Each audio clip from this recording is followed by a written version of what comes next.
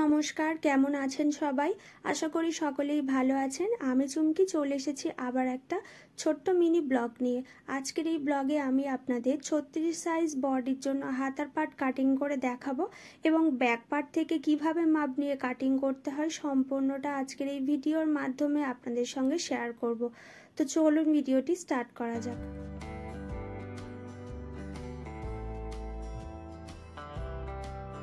হাতার পাট কাটিং করার জন্য প্রথমে লাইনিং কাপড় নিয়েছি। এরপর হাতার যা লম্বা থাকবে তার থেকে 1 ইঞ্চি এক্সট্রা নিয়ে হাতার লম্বার মাপ নিতে হবে। আমার এখানে লম্বা আছে 11 ইঞ্চি, আমি 12 ইঞ্চিতে লম্বার দাগ দিয়েছি। এরপরে দাগ বরাবর মিডিল থেকে কাপড়টাকে একবার ফোল্ড করেছি। এরপর আরও একবার মিডিল থেকে কাপড়টাকে সমানভাবে ভাঁজ করে নেব।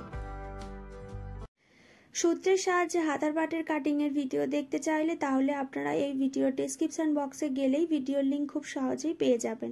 তো এখানে আমি ব্যাক পার্টটাকে নিয়ে নিয়েছি। প্রথমে আরও একবার হাতার লম্বার মাপটা এখান থেকে নিয়ে নিচ্ছি। এরপর 3 ইঞ্চিতে একটা দাগ দেব।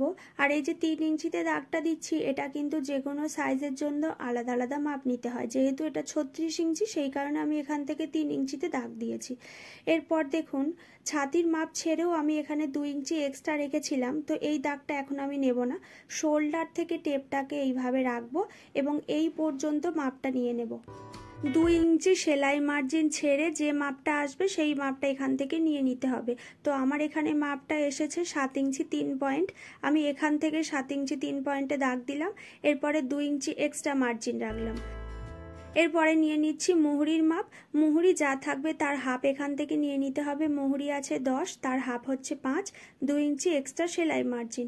এরপরে এই দুটো দাগ এইভাবে মিলিয়ে নেব এবং আর্মহোলের শেপটা দিয়ে দেব।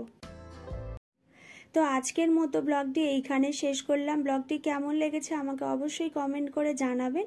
আর ব্লগটি ভালো লেগে থাকলে অবশ্যই লাইক, কমেন্ট অ্যান্ড শেয়ার করে দেবেন।